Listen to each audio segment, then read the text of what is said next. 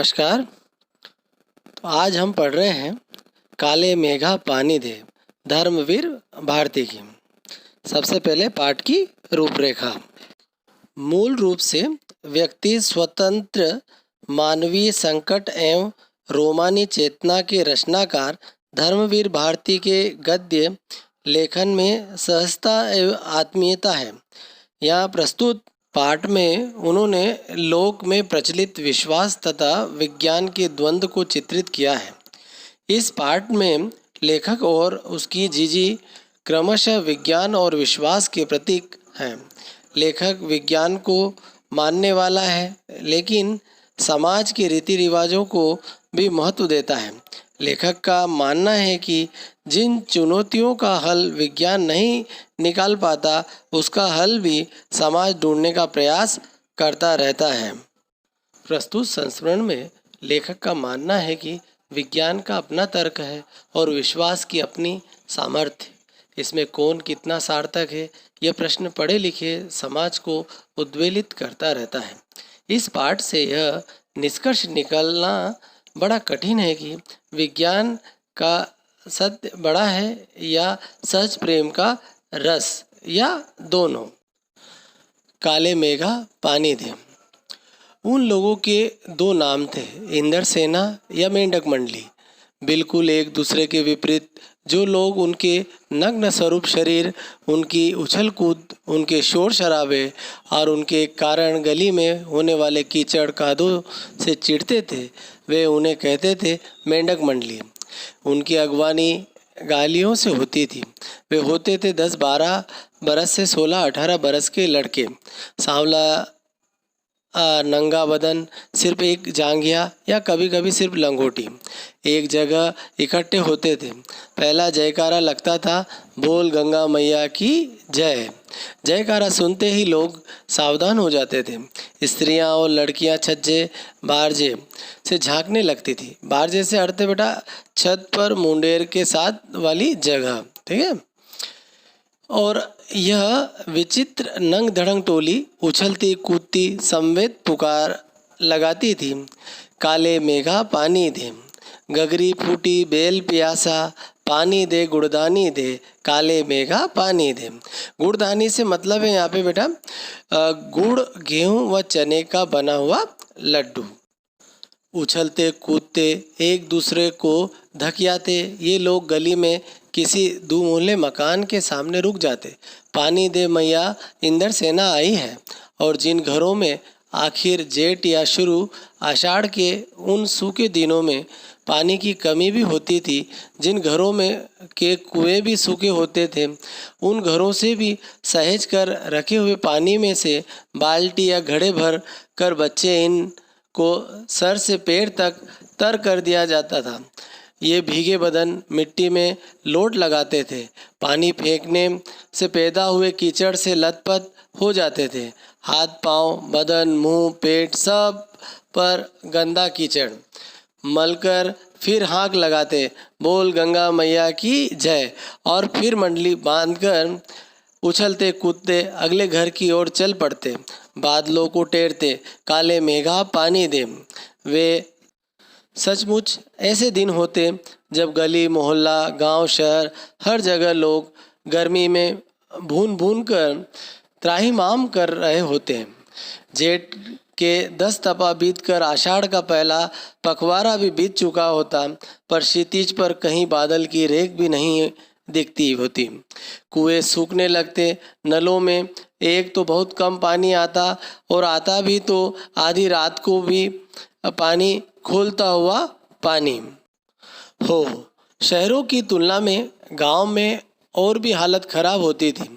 जहां जुताई होनी चाहिए वहां खेतों की मिट्टी सूखकर पत्थर हो जाती, फिर उसमें पपड़ी पड़कर जमीन फटने लगती। लू ऐसी कि चलते चलते आदमी आधे रास्ते में लू खाकर गिर पड़े। ढोर डंगर प्यास के मारे मरने लगते। यहाँ ढोर डंगर से मतलब पशु आदि से मारे मरने लगते। लेकिन बारिश का कहीं नाम निशान नहीं।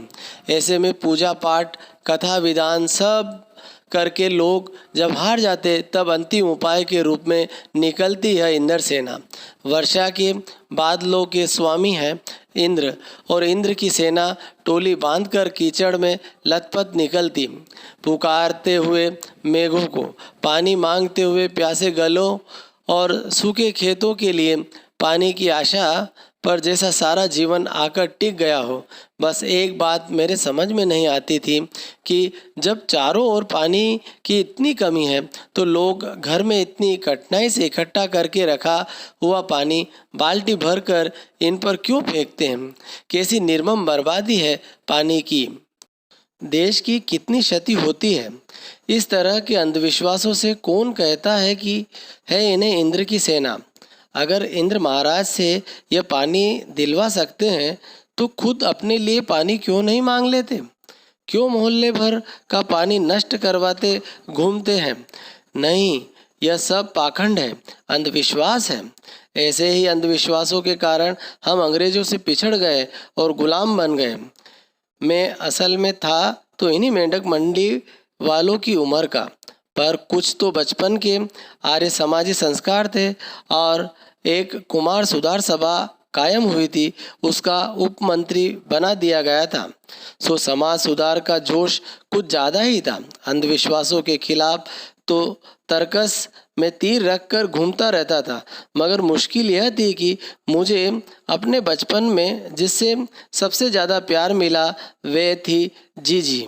यूँ मेरे रिश्ते में कोई नहीं थी, उम्र में मेरी माँ से भी बड़ी थी, पर अपने लड़के बहू सबको छोड़कर उनके प्राण मुझी में बसते थे। और वे थी उन तमाम रीति रिवाजों, तीज त्योहारों, पूजा अनुष्ठानों की खान जिन्हें कुमार सुधार सभा का यह मंत्री अंधविश्वास कहता था और उन्हें जड़ से उखाड़ फेंकना चाहता था।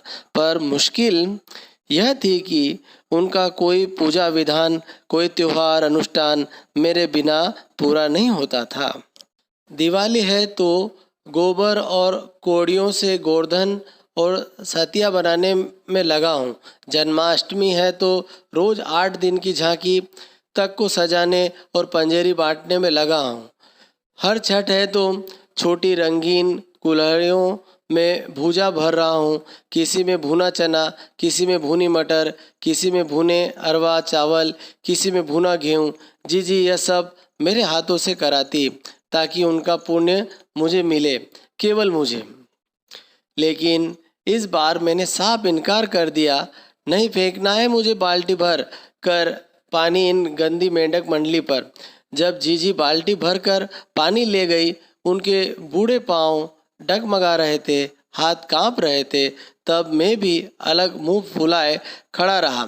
शाम को उन्होंने लड्डू मठरी खाने को दिए तो मैंने उन्हें हाथ से अलग खिसका दिया, मुंह फेर कर बैठ गया। जीजी से बोला भी नहीं। पहले वे भी तमतमाई, लेकिन ज़्यादा देर तक उनसे गुस्सा नहीं रहा गया। पास आकर मेरा सर अपनी गोद में लेकर बोली, देख भैया, रूठ मत, मेरी बात सुन। यह सब अंधविश्वास नहीं है। हम इन्हें पानी नहीं देंगे तो इंद्र भगवान हमें पानी कैसे देंगे। मैं कुछ नहीं बोला। फिर जीजी बोली, तू इसे पानी की बर्बादी समझता है, पर यह बर्बादी नहीं है, यह पानी का अर्घ्य चढ़ाते हैं। अर्घ्य से बच्चों मतलब क्या है, जल चढ़ाना, जैसे भगवान सूर्य वगैरह को लोग चढ़ाते ना, वो अर्घ्य चढ़ाना। जो चीज़ मनुष्य पाना चाहता है उसे पहले देगा नहीं तो पाएगा कैसे। इसलिए ऋषि मुनियों ने दान को सबसे ऊंचा स्थान दिया है। ऋषि मुनियों को काहे बदनाम करती हो जीजी। क्या उन्होंने कहा था कि जब आदमी बूंद बूंद पानी को तरसे तब पानी कीचड़ में बहाओ। इस तरह से लेखक और जीजी के बीच में जो है विश्वास और विज्ञान के तर्क चलते रह रहे हैं। कुछ देर चुप रही जीजी, फिर मठरी मेरे मुंह में डालती हुई बोली, देख, बिना त्याग के दान नहीं होता। अगर तेरे पास लाखों करोड़ों रुपए हैं और उसमें से तू 2-4 रुपए किसी को दे दे तो यह क्या त्याग हुआ। त्याग तो वह होता है कि जो चीज़ तेरे पास भी कम है, जिसकी तुझको भी ज़रूरत है, तो अपनी ज़रूरत पीछे रखकर दूसरों के कल्याण के लिए उसे दे दे, तो त्याग तो वह होता है, दान तो वह होता है, उसी का फल मिलता है। फल वल कुछ नहीं मिलता, सब ढकोसला है। मैंने कहा तो, पर कहीं मेरे तर्कों का किला पस्त होने लगा था। पस्त होने लगा मतलब हारने लगा था। उसके तर्क जो है जीजे के तर्क के सामने अब हारने लगे थे, ऐसा वो लेखक सोच रहा है। मगर मैं भी जिद पर अड़ा था। फिर जीजी बोली, देख तू तो अभी से पढ़ लिख गया है, मैंने तो गांव के मदरसे का भी मुंह नहीं देखा, पर एक बात देखी है कि अगर 30-40 मन गेहूं उगाना है तो किसान 5-6 सेर अच्छा गेहूं अपने पास से लेकर ज़मीन में क्यारियों बनाकर फेंक देता है, उसे बुवाई कहते हैं। यह जो सूखे हम अपने घर का पानी इन पर फेंकते हैं वह भी बुवाई है। कितना अच्छे तरीके से बेटा उनने जो है जीजी जो उसको तर्क दे रही है। दान की पहले उसने महिमा बताई कि दान वास्तव में होता क्या है, जो अपने पास भी कम हो और ज़रूरतमंद को दे, है ना, वो दान है। और उसको फिर समझाने के लिए देखो फसल गेहूं का कैसा बढ़िया उदाहरण दिया कि पहले ज़मीन में फेंका जाता है, फिर तो उससे हम जो है 1000 गुना मतलब उसका उत्पादन हम वापस प्राप्त करते हैं।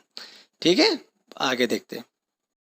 यह पानी गली में बोएंगे तो सारे शहर कस्बा गांव पर पानी वाले बादलों की फसल आ जाएगी। हम बीज बनाकर पानी देते हैं, फिर काले मेघा से पानी मांगते हैं। सब ऋषि मुनि कह गए हैं कि पहले खुद दो, तब देवता तुम्हें चौगुना अठगुना करके लौटाएंगे। भैया यह तो हर आदमी का आचरण है, जिससे सबका आचरण बनता है। यथा राजा तथा प्रजा। सिर्फ यही सच नहीं है, सच यह भी है कि यथा प्रजा तथा राजा। यही तो गांधी जी महाराज कहते हैं। जीजी का एक लड़का राष्ट्रीय आंदोलन में पुलिस की लाठी खा चुका था। तब से जीजी गांधी महाराज की बात अक्सर करने लगी थी। इन बातों को आज 50 से ज़्यादा बरस होने को आए, पर ज्यों की त्यों मन पर दर्ज है। कभी कभी कैसे कैसे संदर्भों में ये बातें मन को कचोट जाती है। हम आज देश के लिए करते क्या हैं? मांगे हर क्षेत्र में बड़ी बड़ी हैं, पर त्याग का कहीं नाम निशान नहीं। अपना स्वार्थ आज एकमात्र लक्ष्य रह गया है। हम चटकारे लेकर इसके या उसके भ्रष्टाचार की बातें करते हैं, पर क्या कभी हमने जांचा है कि अपने स्तर पर अपने दायरे में हम उसी भ्रष्टाचार के अंग तो नहीं बन रहे हैं? काले मेघा दल के दल उमड़ते हैं, पानी झमाझम बरसता है, पर गगरी फूटी की फूटी रह जाती है, बैल प्यासे के प्यासे रह जाते हैं। आखिर कब बदलेगी यह स्थिति? ठीक है बेटा, तो हमने पाठ पढ़ा। अब प्रश्न अभ्यास की बात है, तो प्रश्न अभ्यास जो है बेटा ये एक लिंक मैं आपको दे रहा हूँ, ये डिस्क्रिप्शन में भी रहेगी। आप वहाँ से इन प्रश्न उत्तरों को पढ़कर समझ सकते हैं, देख सकते हैं। लेकिन मैं चाहता हूँ आप स्वयं अपनी भाषा शैली में ही उत्तर लिखें। धन्यवाद। जय हिंद।